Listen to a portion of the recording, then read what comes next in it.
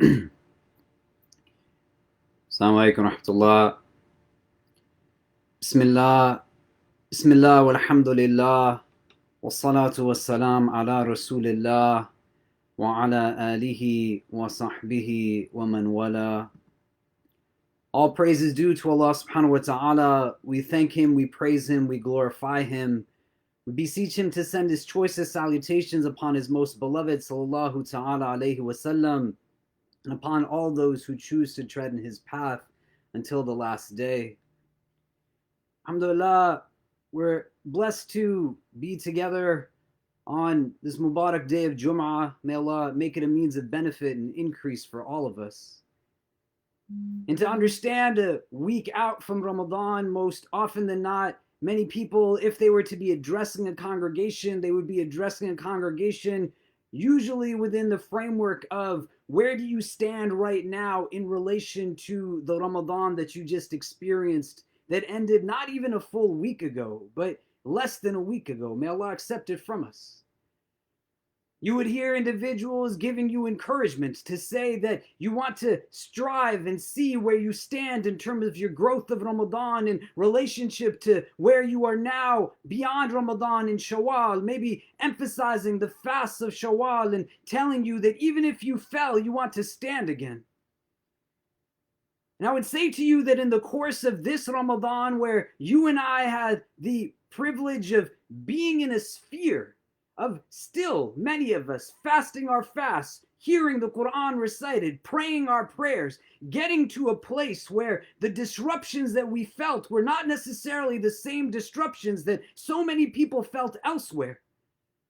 And to understand that within the solitude, there was mode for us to grow within our self-recognition so that we could focus actually on the development of a heart. That now, in this month of Shawwal, removed from that month of Ramadan, not only in the backdrop of pandemic, but in a pandemic that is a global ailment that has given to us yet again insight over and over since its onslaught weeks ago, not just days ago, but since we first see it surface, of other ailments that have been around for so much longer, namely the ailment, the illness that is racism. To understand the gross, atrocious inequity that exists within a society that has been stratified since its very inception, rooted within that kibr that is from the very first sin of Iblis himself, casting him out of Jannah, that he was the first racist. And our conversation today cannot be one that is understood in just inspirations and just all kinds of sound bites that render no kind of movement. But if you are listening to this and you are a Muslim, you are a person of faith, you are a person of ethics and morals, then your listening has to be one where you're participating in hopes of being transformed. To understand that it is upon each individual heart that hears and listens to recognize our individual responsibility in ensuring that the ugliness that exists structurally, systematically, institutionally, embedded at a deeply entrenched level of anti-blackness that has permeated itself within every system that exists within the United States of America, but through a globalized mode of supremacy bears its ugliness throughout the world. That how any individual can think that it is somehow not anything less than undeniably inhumane for a person, a human, such as our brother George Floyd, to have his life taken, murdered in that way. And many of us have been in spaces where since that point we've intellectualized, we've engaged in conversation and rhetoric. I think this, I feel this. I don't think people should be doing what they're doing now. I don't think the response and the reaction is what it should be. Who are you to think anything about any of it at all? Who are you to have an opinion or an idea? That if your first reaction wasn't to pick up a phone, to send a message, to reach out to somebody who is African American, who is African, who is black, whether they are younger than you, older than you, whether you don't even know anybody, but to open the door of your home and walk out on the street until you find somebody who you can say and look in their face as a person in humanity and say that I am sorry for what it is that this country does to people who are black. I'm sorry for the systems and structures, and I'm sorry for my complicitness in being somebody who leverages that privilege. That, yeah, I will tweet and I will post and I will share and I will make statements, but when it comes down to it and I have to make the decision as to whether I will sacrifice the privilege that I'm afforded through the same systems and structures that seek to hold you down and oppress you because of your black skin, I still choose to take what it is that I gain from it.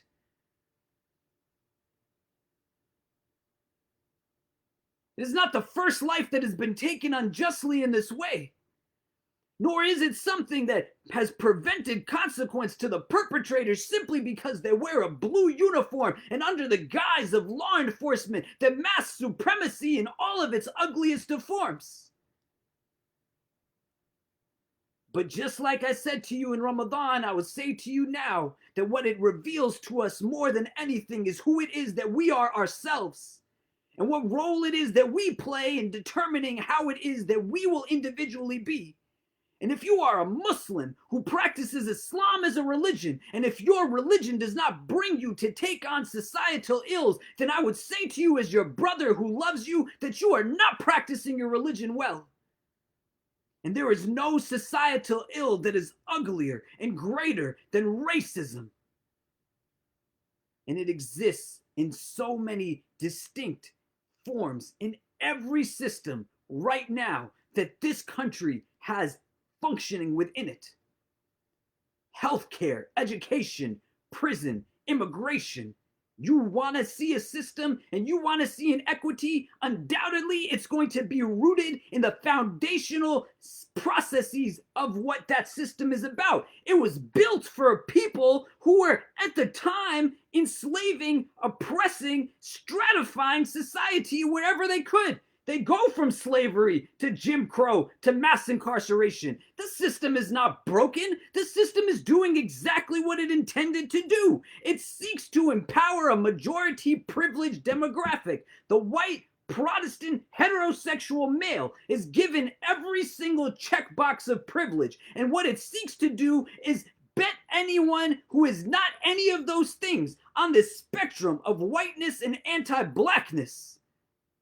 And when the only expense is the life of a black person, it demonstrates over and over and over that to it, black life does not matter.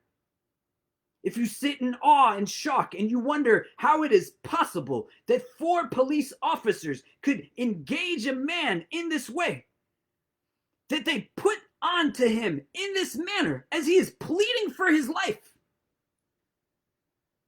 this is what humanity has the potential for. And if you wonder what it is that brings someone to that place,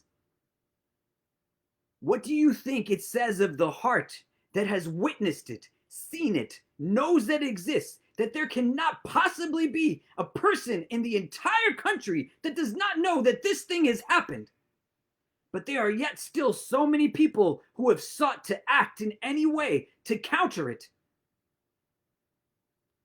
that their primary focus is still going to be, well, what about my job? What will people think about me? What will people say if I do this? What will people think? The same people that it is that you're worried about thinking about your actions in being anti-racist, because these are the only 2 options. You are either racist or you are anti-racist. There is no middle ground. If you believe that you are somehow in a third category that is not somehow involved in it because you don't do certain things, then you are arguably just as problematic as the perpetrator.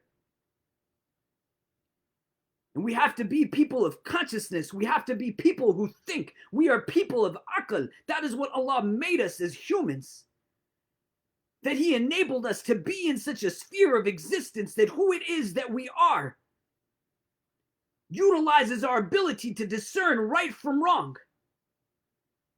It did not exist in a sphere where we succumb to a shackling psychologically of the supremacy mindsets that lets us believe that we are thinking thoughts that are our own thoughts, but in reality, the thoughts that you and I think are thoughts that they want us to think. And they paralyze us and keep us from acting and doing when we have full capacity to do. Where and how you want to think about your relation to your Ramadan, think about how your body, your being, your resources, your network, your entire existence responded to what it was that you knew and understood to be happening, what has happened, and how it is that you engage right now. The narratives that get imposed upon us are not narratives that we need to be able to succumb through. But with awakened hearts, you want to recognize and see what it means to be. What do you think a people will do who have been oppressed for centuries? What do you think a people will do who are held down for generations? You think when oppression continues and inequity continues that their responses and reactions are going to simply be just in whispers? That they are going to write letters and they are going to say, please, can you do this? Nobody needs anybody's permission to speak out against injustice. Nobody needs to be told that they have to understand and mind their place when they are facing the kind of realities that are being faced. And there is not any one of us who has skin that is not black that has the place or right to comment on what it means to be a black person living in this country, or to respond in any way as to what their actions might be. And I say this to you as somebody who I have shared stages with people like the Pope and the Dalai Lama. I've been on Newsweek magazine's cover, and Stephen Colbert and Katie Couric have interviewed me. I have gotten numerous awards and all kinds of accolades, sat down with heads of states around the world. I have had my house raided by law enforcement. FBI has visited me, sitting on my couch, meeting me at my car, coming to my office. I have been detained. I have been surveilled. I have been profiled. I could tell you all these things. I still cannot tell you what it's like to be a black person living in this country. And I know that my brownness still affords me certain privileges, and I'm pitted as a model minority against those who my tokenization as an archetype still renders justification and acquiescence of an entire oppression of a community simply because their skin is black. If you get into shock and awe, then you have to know what the land is that we are built upon is actually built upon. To understand and recognize that it is from its very onset, not the aspiration of diversity that it claims to have been. The European context from which people led, they did not claim to ever have that aspiration. Where they launched crusades and transatlantic slave trades in the names of religion and spirituality. And they then embrace liberalism as a means of saying that we have reached enlightenment and we are leaving behind these ways of faith. When people left from that European context and they came to this land, they aspired towards a different vision. But they got to a space and a sphere of existence where their movement forward might not have launched anything in the name of any faith tradition like a crusade or a transatlantic slave trade. But the worst battles in this country were fought over what still plagues the very foundations of the country. Race and class. That its civil war was fought over it. It sought to build entire systems rooted in it.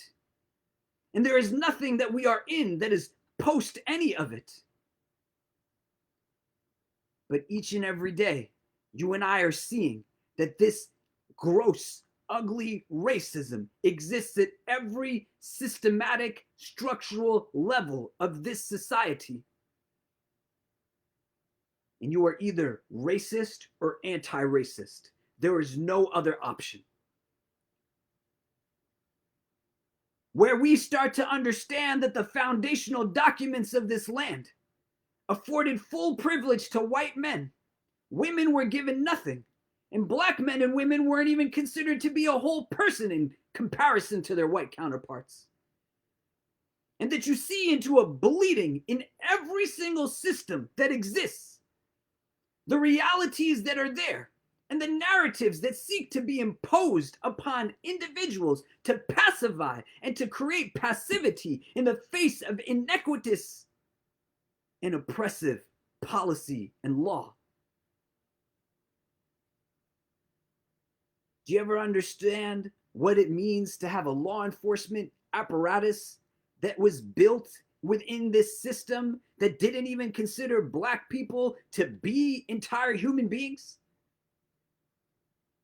When you look to see statistically at how law enforcement is actually enforced by law enforcement agents, the individuals who are getting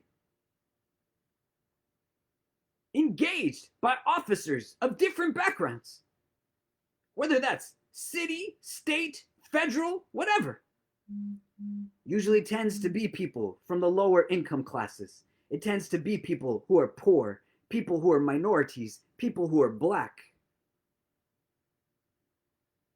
The ones who have the crimes reported upon them, the ones who are stopped and frisked, the ones who are profiled, the ones who have everybody coming against them from law enforcement is a particular demographic. The people of color, Black people, poor people, people who don't have so much power, people who don't have privilege. And what's interesting is when law enforcement also violates the law, its violations of the law are typically against that same demographic that it is more often than not, for the most part, enforcing its law against. That it violates the law against people of color, people who are Black, people who are poor, people who don't have power, people who don't have privilege. And where and how we can engage and recognize and understand to see who it is that you and I are meant to be as people of faith. You live in New York City, you don't know where to start. Islam owes its roots to Black people in the United States. How you can be a Muslim in New York City and not know who Imam Talib Abdul Rashid is, not know what the history of the State Street Mosque is, not know who Aisha Adawiya is, not know what the Mosque of Islamic Brotherhood is, not know what the experiences deeply are, the movements, what actually transpires. If you're not in a space where you are turning towards individuals, not as just simply a mode of support, but in pursuit of pure allyship, to say that I will follow your lead. Tell me what it is that you want from me. I will not come in with a savior complex, elevating my immigrant Islam status, my brownness, bringing more legitimacy with a holier than thou. But you have lived in this oppression since the very onset. 30% of slaves to this country were Muslim. And the way that I have seen brown people waver in their Islam, give it up in exchange for pennies from people, I've seen generations of Black people who have held strong despite what type of oppressive ugliness people have sought to throw at them. How do you do it? Be an ally.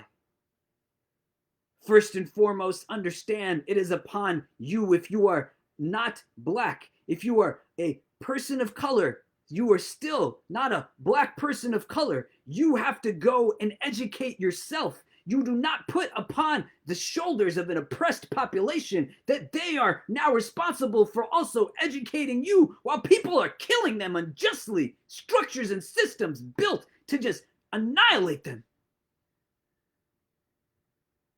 Read, learn, sit, listen. You can't listen if you are speaking.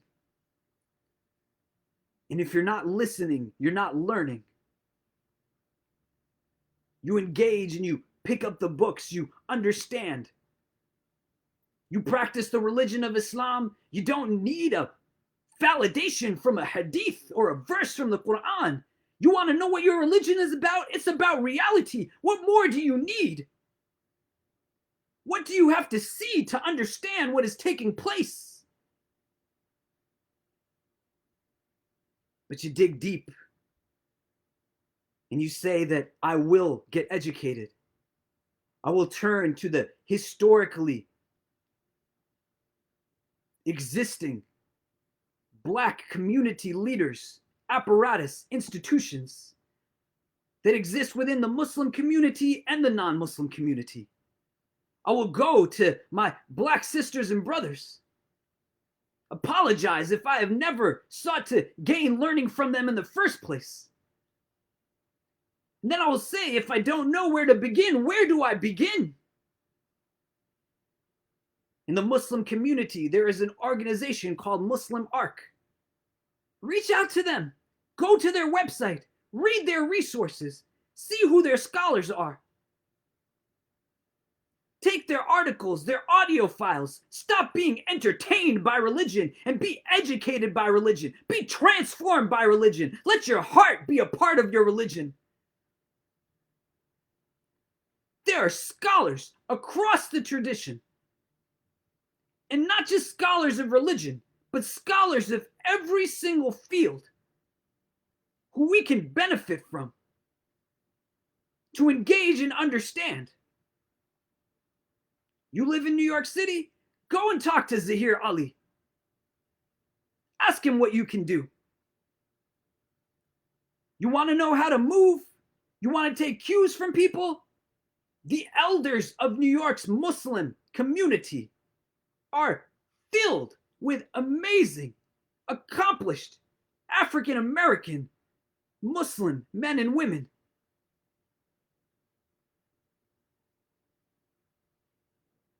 Google search Suad Abdul Khabir.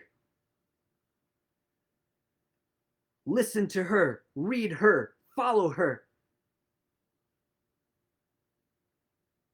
You want institutions? What is MANA doing?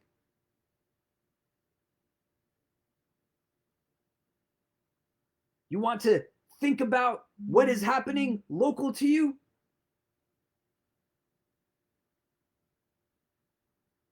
There's so many that we can gain from, so many that we can understand from, so many that we can learn from, and so many that we have to listen to in this moment, hear, take from, and understand. Because what is happening in Minnesota is indicative of so much more that is going to continue to happen. And from a Muslim heart, internally, not the body that you have, but from in here, you start to think deep. You leverage your networks, your power, your privilege. You start to think creatively about what it means to be an ally. You think about what you have access to.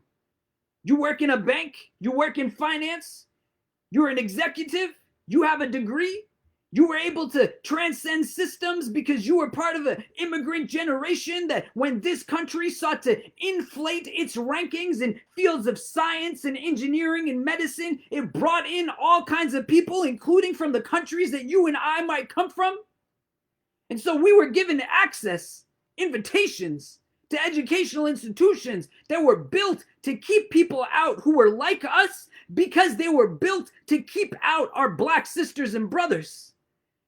And just because they gave us a biscuit to eat off of the table, some scraps of food to say, look at what we're offering to you of dunya, doesn't mean that we should forget the struggles that people went through.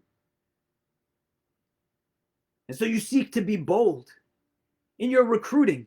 What if you dared to say that I'm going to only hire people who work for me that come from minority backgrounds, people who are Black that are not given a fair shot? What would you do if, without someone having to ask you, you said to yourself that, you know what? I know that right now there are communities that serve in the inner cities, People who are true prophetic voices, that there is no doubt in my mind every single one of them could run every single multi-million-dollar masjid in this country and run it to the sky, to the heavens, elevating people's iman and faith. But they choose to be with the people in the streets. They choose to be with the people doing God's work. What if without being asked, you said, yeah, here's the money that you're not getting from your Friday collection? What if you just didn't have an empty academic intellectualizing conversation, but you sought to use your access points, you sought to use your votes, you sought to use your networks to see what it is that you can build strategically by taking cues from the demographic that is oppressed? You root it all in what is pleasing to God. What supremacy does is that it creates itself as the primordial state of existence. It socializes you and I to believe that it is what the norm is, and we should always aspire to be it, even though it tells us we will never reach it. It says to us that everything that we do always has a reason to it, and that we are always from someplace else, that we are never from where it is that we are exactly standing at the moment. But there are some people, whether they are sitting in Australia or New Zealand or Europe or in Canada or the United States, they're exactly where they're supposed to be. And what they do is never because of something, but what they do is always what the norm is. Your aspiration of beauty, it is rooted in the pursuit of whiteness. Your aspiration of success, it is rooted in the pursuit of whiteness. Your aspiration of validation, it is rooted in the pursuit of whiteness. And it tells you constantly that you are never good enough for it. And you seek it, you seek it, you seek it, whether you admit it or not. And within it, you are telling yourself that even if I can't get there, I definitely don't want to be what's at the other end of the spectrum, which it is pitted in its roots of anti-blackness.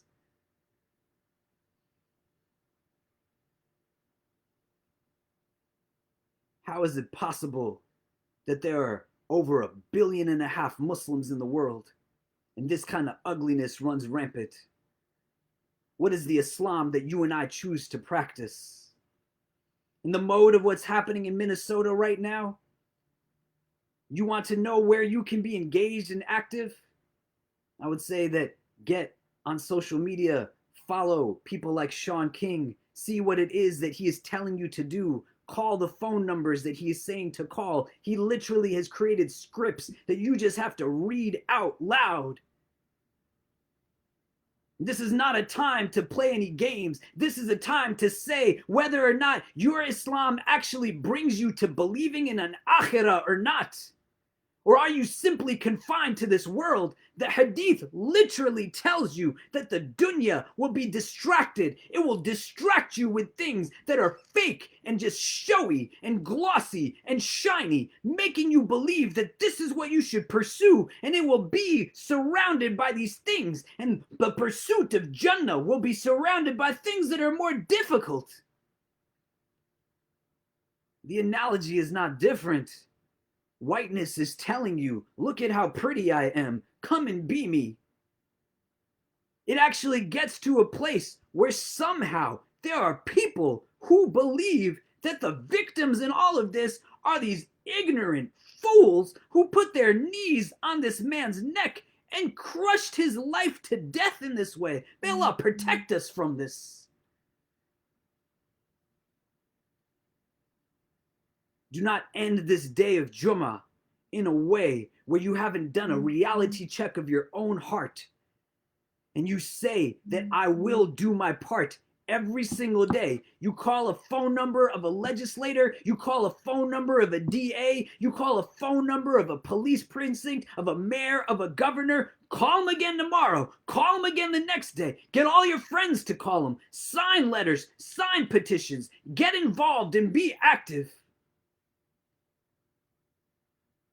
But make sure that you are taking guidance from the people who you are supposed to be taking guidance from. There is no shortage of leadership in the Muslim community in the United States and around the world whose skin is black. And if you don't leave from this day of Friday with your book recording that you took wisdom, learning, education, understanding from somebody who is a black leader, your pages are empty of that, then I would say to you, as your brother who loves you, you need a wake-up call and to really think about who God is and where it is you want to be after this world is done. There is no shortage of opportunities for people of faith to be engaged in right now to do good work. It is not the time to intellectualize. It is not the time to engage in rhetoric. It is the time to validate feelings and emotions. It is a time to let spaces be spaces that are dictated by those who are being held down. It is the time to be willing to follow. It is the time to be willing to learn. And it is the time to understand that this is something that will not be fixed in just a night, but it's going to take one day to get to day 2 and day 3 and days that come after that. So make sure you're doing your part. Make sure that you are connecting. Do not use social distancing as an excuse. You can log in to hear me, then that means that you have access to some apparatus that lets you listen to others as well. Know what these systems are about. You are an NYU student? Have you reached out to your black peers? Have you reached out to the diversity office? Have you reached out to the Center for Multicultural Education?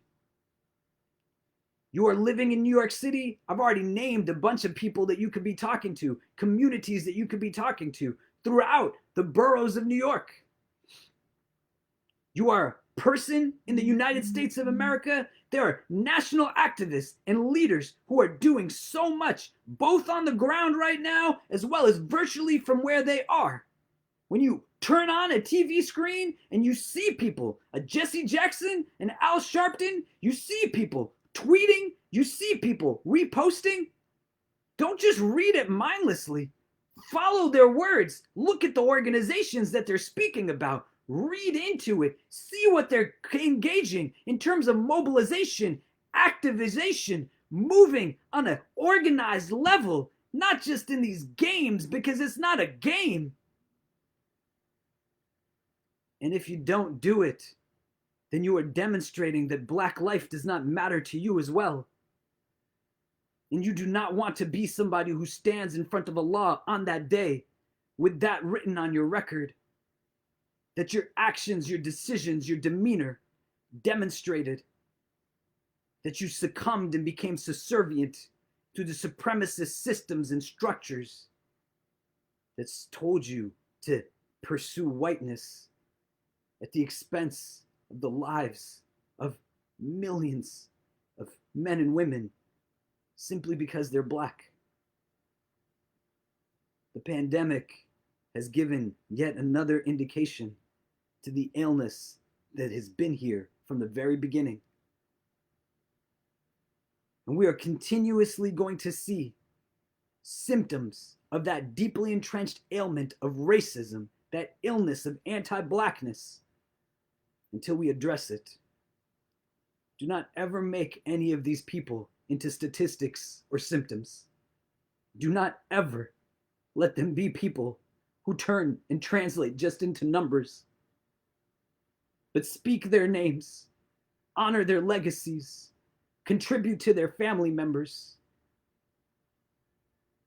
engage in meaningful work, do good deeds. That's what it means to be Muslim. Let this day of Jummah not end without you taking steps in that direction. If your practice of Islam is not bringing you to take on social injustice, social illness, then I would say to you, what is the point of your Islam? There is no greater social illness right now than the illness of racism, my sisters and brothers. It exists at every level of every system, of every structure. This country that wants just the majority and the privilege to retain their power, their wealth, and their privilege has built out law enforcement apparatus that seeks to enable it to gain what its interests were when it first established it. You cannot allow for this to be what it is that takes place. Act where you can act, speak where you can speak, and pray definitely where you can pray. Inshallah ta'ala, Allah Azza wa Jal will continue to increase you from that moment of recognition. Do what it is that you have the ability to do. This is not the time to sit back and do nothing. This is not the time back to say, well, and the only thing I do is donate. Yes, man, donate. What do you mean? What do you think it costs to break down and dismantle these types of systems? Who do you think is going to pay for the lawyers of the family who's they killed him? He couldn't even get them to stop that.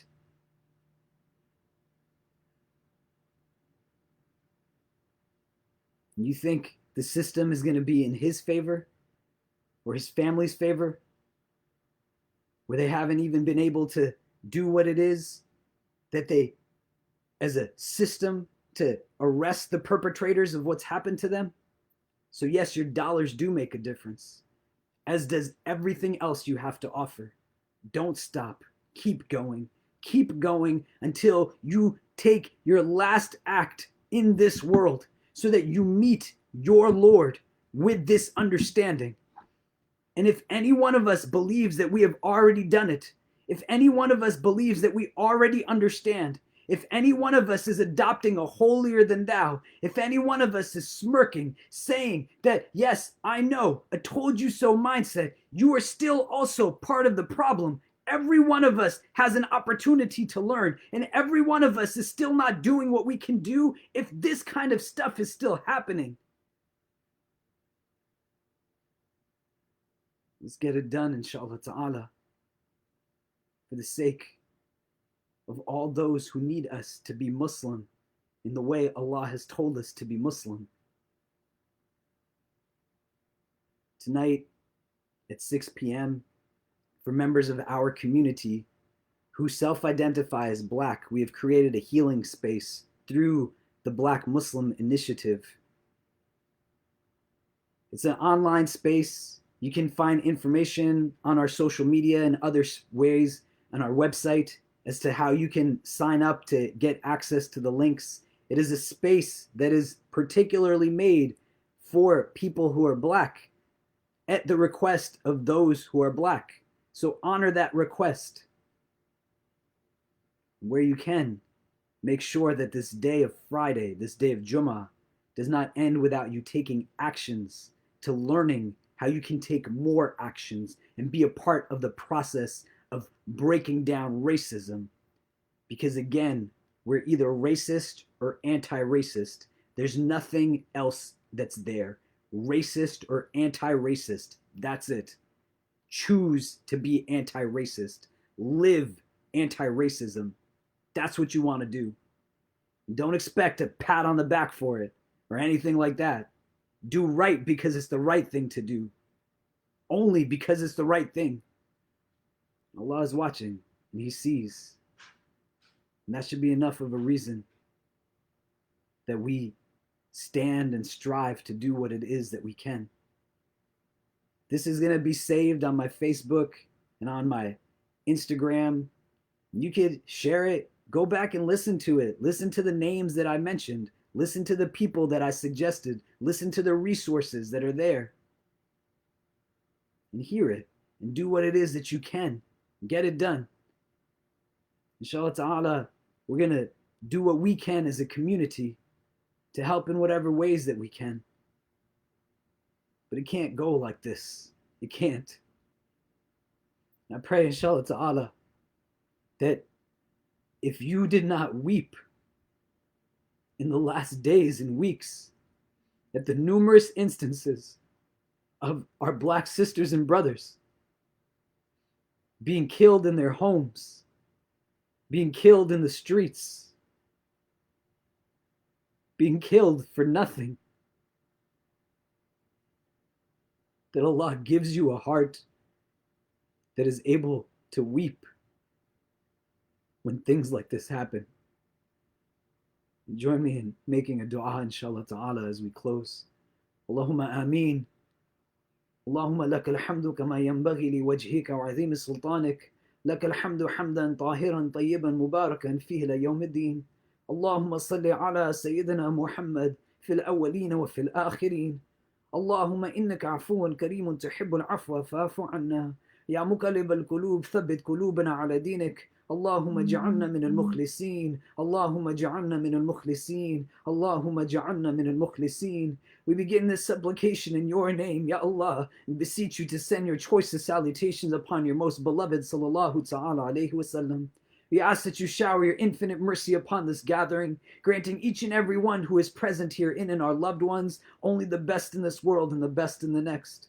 We ask, Ya Allah, that if all of us are meant to be together only at this time, at this place, whether we are young or old, male or female, regardless of our race, our ethnicity, our social class, our country of origin, our cultural heritage, whether we are Muslim or come from a different walk of life, Ya Rabbi.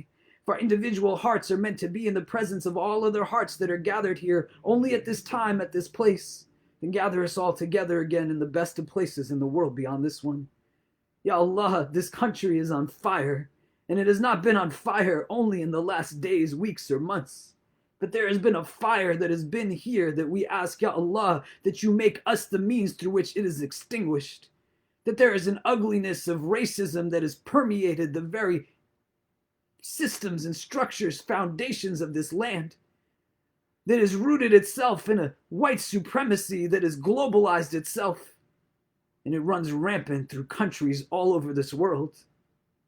We ask, Ya Allah, that you make us from amongst those who are no longer distracted, who do not justify our inaction in any way, shape, or form, but make us those, Ya Rab, who use our strength, our power, our sheer will and determination to break down these systems of inequity, oppression, and injustice that hold down so many today. We ask, Ya Allah, that you make us a means through which there is a recognition of the structures, and there is a breaking down of anti-blackness in all of its forms. We ask, Ya Allah, that you give to us humility and forgive us, each one of us who has played a role in perpetuating this gross, ugly form of racism that is anti-blackness, that is supremacy. We ask, Ya Allah, that you prevent us from ever engaging in acts of racial injustice against any of your creation from any background. And you make us those who don't simply speak good, but do good and do what is most pleasing to you.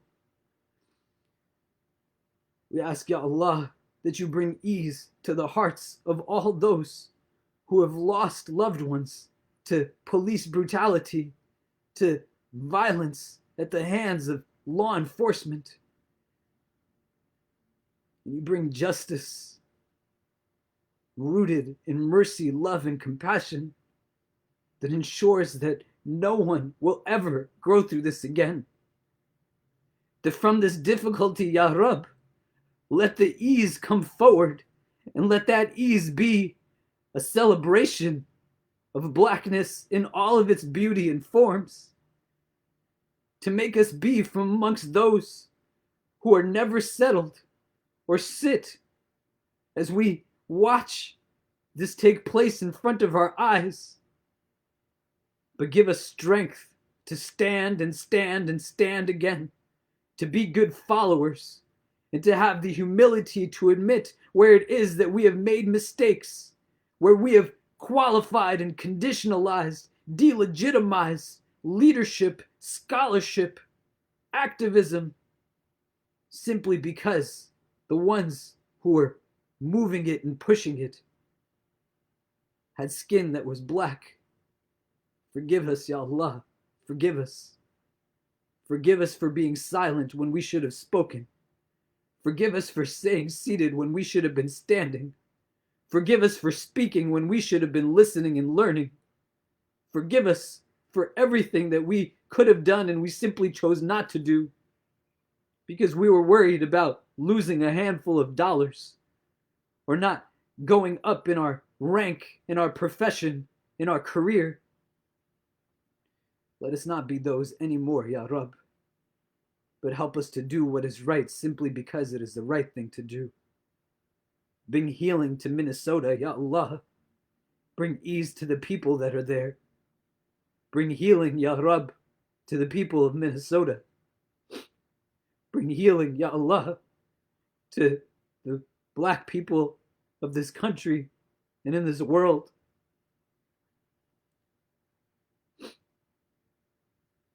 Let all of us who have the ability to be allies to them be full allies and not performative. Let not any one of us leave this world other than in a state that we can say that, Ya Allah, we did exactly what you wanted us to do in these moments. And leave no doubt in our minds and our hearts that what you want from us, Ya Rab, is to speak out against this racism, this supremacy, this anti-blackness with our entire beings, our hearts, our souls. Give us strength, Ya Rab, and grant us success in this. Bless all of those who have been doing this for so long and continue to give them all that you do. Help us to be their supporters, their helpers, only those who bring them benefit, and let not any one of us be an obstacle in their way. Protect us always from hearts that are not humble, tongues that are not wise, and eyes that have forgotten how to cry. Forgive us for our shortcomings and guide and bless us all. ربنا تقبل منا إنك أنت السميع العليم وتب علينا يا مولانا إنك أنت التواب الرحيم وصلى الله تعالى على خير خلقه محمد وآله وصحبه أجمعين برحمتك يا أرحم الراحمين. جزاكم الله خير. Thank you for being a part of this today, and please do make a commitment to do what it is that you can before this day is over. Contribute, mobilize, share your power, your privilege, and be a reason that there is hope in this world. Get it done. Don't leave anything behind. It's not worth it. This world is going to have its own end, and there is a much bigger world in store. And you want to do what's right simply because it's the right thing to do. Wallahu ta'ala alam wa billahi tawfiq.